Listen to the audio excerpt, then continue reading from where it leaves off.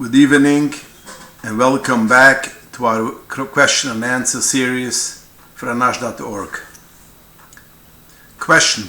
I heard today that there are cheeses that a person needs to wait 6 hours before eating meat. Is there any truth to it? Yes, there's a lot of cheese that are aged 6 months, and any cheese that are aged 6 months, according to halacha, you gotta wait 6 hours because it has a long-lasting taste in your mouth. And there are some cheeses which are aged. For instance, Parmesan cheese, Romano, and much more cheeses which I cannot even pronounce their names, but you could find a list from the OU. There's a list of all the cheeses which there are, which is aged, which is not aged. But yes, you got to know which cheeses are aged and not aged, and if it's aged more than 6 months, you got to wait 6 hours between eating milchiks and fleishiks. Question. When you mentioned about using the Asfira in Beinam Surim, is there room to be lenient when it comes to children music? No, and as the Moshe writes in Igris Moshe, Arachaim Chaylik Dalat, Simachuf Aleph as Dalat, that also children which are in the age of Chinuch, which is about 5, 6, you gotta be machmer on not listening to music. And it says because it's a violence darabim, it's not a personal violence, it's a violence of a tzibur, and therefore even children should be machmer, and you shouldn't make them listen music from chinuch. Less than chinuch, it sounds that you could be Michael, but if it's from chinuch, you should not let them listen to music. Question. In Shechanorach Siman Shim Beis Sif Aleph, it says that a clothing which is black, which has dust or dirt on it, you cannot take it off from the clothing because it's Asar in Shabbos. Is that a thing only clothing which is black, or other colors too? At least dark colors. Because in the Shmir Shabbos Kalachusa, he writes that when it says black clothing, it doesn't mean black, it also could mean dark colors. Are we also pasking like that, or we are pasking it only black and other things is mutter? And the answer is we are not machmer, and we are only asering. It's only asr when it's black. If it's not black, we are not machmer. Since from most of the poskim they write when they write the halacha, they write a black clothing. So since nobody mentions something else than black clothing, then you don't need to be machmer, and they mean to say that only black. If it would have been other colors, it should have had said somewhere that other colors too. Now the Mishnah Berurah and Bir Alocha, the Ramaschel Leyu, writes ve'efsher, maybe other clothing, but we don't need to be machmar of a efsher from a Mishnah Berurah when the skumas kala poiskim are not to be machmar only on black. And in the new sefer which came out from Rav Farkash from Yerushalayim, Shabbos Kalucha, in the new volume Chaylik Dalet Perik Chuf Hai, and the Hor footnote 24, he writes also only black and not other colors, and he proves it from the language of the Alter Rebbe, and also from logic that when the poskim write black, it means only black. So to sum up your question, we don't pass like the Shmir Shabbos Kalachusa, which passed that other colors you have to also be machmer, because he based it on a efsher, maybe, which the Mishnah Berurah writes maybe you should be machmer.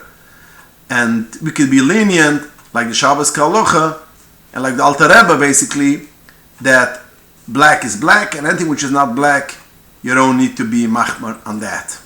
Kemivn, of course, you're only talking about taking down dust or dirt which is not inside of the bag, it's only on top of it. When you're talking inside of the bag, it's a different halacha at all. Question.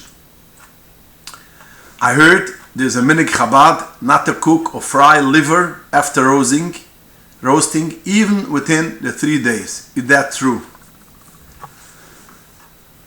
I never heard such a minig that should be a minig Chabad. And I asked Rabbi Leibel Shapiro from Miami, which is a big boki in Yonah, in Minhugah Chabad, and he said he never heard such a thing. And Bachalal, according to Halacha, there's no reason to be machmer. If you fry the liver, roasted the liver within the 3 days of shechting the chicken or the animal, and you roasted it well, according to the halacha, there's no reason that you should not cook it afterwards. If you did not roast it within the 3 days, then we have poskim which say that you should only eat it roasted and you should not eat it cooked. But if you roasted it within the 3 days of shechting it and it was roasted good, then there's no reason to be machmer and not to cook it afterwards. Question. If someone would not use the Deodorant Spray on Shabbos for many years, thinking it's not allowed, and has now learned that many poskim permit it, can they go back under Chumrah? The answer is, first of all, we gotta know that the Alter Rebbe is machmer not to use deodorant spray, which has a rayach on Shabbos. The Taz says in Siman Tuf Kivid Aleph that a person could not wash his hands with oil, water and oil which has a smell, and because it's moile draich b'mayim. And he said that even though you put in the oil and the water from Erev Yom Tov, it's still aser because moile draich b'yadayim. That means you are creating, you're making that your body should have a smell. And the Alter Rebbe paskins like the Tirzuov that a person could not use anything on the body which gives out smell. The Mugan Vrom disagrees with the Tirzuov, but the Alter Rebbe paskins over here like the Tirzuov. So if you're talking about the deodorant spray which has a smell, then it's a chimra which is our chimra, because the Alter Rebbe paskins like that. If you're talking a spray which has no smell, then you at least make a Torah Nedorim and you could change your minik. But if it's with a smell, according to Minik Chabad, we pass in its osir and you shouldn't be mata neder and you should keep on your good minik. Question. Is there a chumrah of removing the skin from fish before cooking or baking on Yom Tov Pesach? So the question is the same as people are machmer not to cook apples or other fruit and vegetables which has a skin on it. So they take off, they peel it. So fish, do you need to do it also before cooking or not? And the answer is, I never heard such a chumrah. Fish is usually washed good and before cooking. So therefore, even if there should have been a piece of chomet sticked on top of the skin, when you wash it off good, it will come off. Now, if you are afraid that maybe there is some kind of alcohol on the skin, which basically that was the original reason why they stopped in a lot of mekoimas, which the minig is as of today, that they don't eat fish on Pesach. And the reason was because they used to bring it soaked in alcohol, and therefore they didn't use it on Pesach. So if this is, you are afraid on this, taking off the skin won't help, and we don't have this practice anymore. Nobody puts it into alcohol, at least not in advanced countries. So therefore, the minik is not a minik. There's no reason to be machmar to take off the skin of the fish before you wash it on Pesach. Question: can I use baby wipes on Shabbos? If the moist are scattered in the wipes, meaning that the wipes are very wet and don't have to squeeze for any moist to come out, can we use on Shabbos? Using baby wipes on Shabbos is a very complicated question, and it's a big machloikus v'achroinim. Some are a little bit more lenient, a lot of poskim are more machmar, which I feel, and then I saw that Harav Farkash in his new volume, Shabbos Kalucha, Chalik Dalat, Peirik Chuv Dalat, Sif Mem Aleph, also goes with that Mahalach, that you could be lenient on baby wipes only if the water on top is mostly on top and it's not soaked into the material, into the paper. It's not soaked in the paper, and you wipe it very slowly, and you don't squeeze it and you don't push it. In that case, it's not a psik raisha that water will come out from the wipes, and in such a oifen, you could be a Michael. So again, if you need to squeeze in order to come out water, it's asur. If you push very hard on the body of the baby or yourself, and automatically it will come out water from the wipe, then you could not use it. But if you use it gentle, and the water, mostly of the water is on top of it, and it's not very soaked in, then you could be Michael, since it's not a psik raisha. Today's day there are some wipes which says that you could use it on Shabbos. I don't know exactly on what it's based that you could use it on Shabbos, but in any case, even that, if it's very wet, when it's the bottom of the package and it's very wet, which basically the whole wipe is soaked in, then you should avoid it, because then when you use it automatically you could also squeeze out water from the wipe.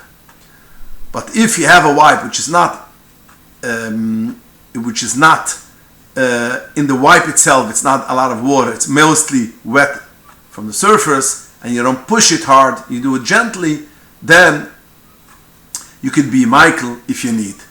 If you don't need, it's kedai not to use it at all. Is there a difference between using scented or unscented baby wipes? No, there's not a difference between that. And we're going back to the question of moile draich be'udam. That means putting on a smell into the body, but most of this is not scented. It should smell. It's only made that to take away the smell which was on the baby before. So you could use also which is scented. Question: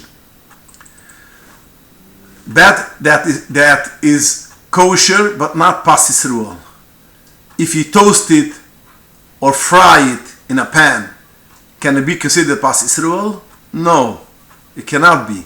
Since it was baked and it's ready to eat, the bread is considered pas akim. So after toasting it or frying it, nothing will help. Since it has already a shem of pas akim, it was done, and it is a finished bread, toasting it will not help, and it's still pas akim, and do not use it. Question: I recently purchased a new house that has a spotlights on the exterior in the house that automatically go on when you walk past them at night. Is that a problem for Shabbos, or do I have to replace it? Yes, you should replace them because it's very not poshut, the whole heter, especially when it's your house, especially when you have hana when you go through the backyard or the front yard, because at night when you go through, it lights up the place and you can see better. When you go on the street and someone has such a thing and you can't avoid it and something happens, we spoke already in previous shirim, there are some poskim which are lenient, Rav Wosner and other. But over here it's your house and you're nehana, you're enjoying when the lights go on, and you don't use and move into a house or have it lekitchila, such a thing. Like I once heard from my Rebbe Rav Wosner, that you never give a hechsher on a thing which is constantly on a b'di'evet. When it happens something, okay, b'di'evet we could have tzirufim, but lekitchila, to make it in a way that you should rely on a tayram, you don't do it. And over here it's very hard heter when you're in the hand from the light. Is there a difference between regular bulbs or LED bulbs? No, both of them you should change it. It's not kedai that every Shabbos you should go into serious halachic problems of putting on the light. Question: food that are prepared by a non-Jew, and is bishul akim, and it's osir. It was put on a plate when it was hot. Does the plate need to be kashered? Very good question. That means somebody took out food from a pot which is bishul akim and he put it on a kosher plate. Is the plate osir?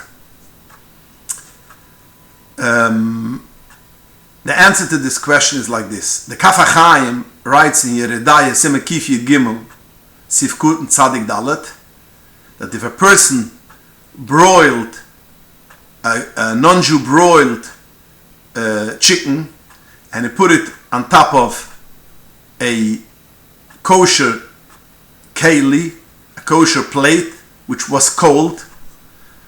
Now, even though that the meat which you put on the plate was hot, but since the plate was cold, it does not get osir, because there's a halacha in Shulchan Aruch Simekif Hai of titua guver. That means whenever you have something which is hot and cold, if the bottom is hot and the top is cold, the bottom prevails, so everything becomes osir. If the bottom is cold and the top is hot, so since the bottom prevails, so therefore titua guver in the bottom plate is cold, it does not get osir. Now he writes, although we know that even when you say titua guver, we still say that it's osir kedai klifa. That means a tiny drop, the surface of the plate will still be osir. So he says, since bishul akim, there are some poiskim which say bishul akim do not need hechsher kaili. That means it does not need to be kashed at all. And even the other poiskim which say you do need kashed, it is only klei klippa, and against the klippa there is roiv. So therefore he writes, Hamichael, if somebody is lenient to be mishtamash with the kli without agola, lo hifsit. But he finishes v'mach betuv v'lov brucha. So to answer your question is, it is for sure a chimra that you should kasher the clay if you can. But if it's difficult, or it's a lot of kalim, or it's a kalim which you cannot kasher, then you could be lenient and you don't need to be kasher, because against the klippa there is always rav, and also there are some poskim which say bishul akim do need hechsher kasher. So therefore, together if somebody needs to be Michael, could be Michael. But if somebody could be Machmer, ha-Machmer tuvu ulav brucha.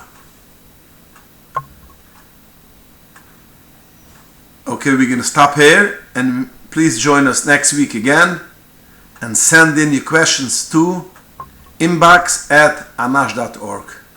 Good night, and have a wonderful week.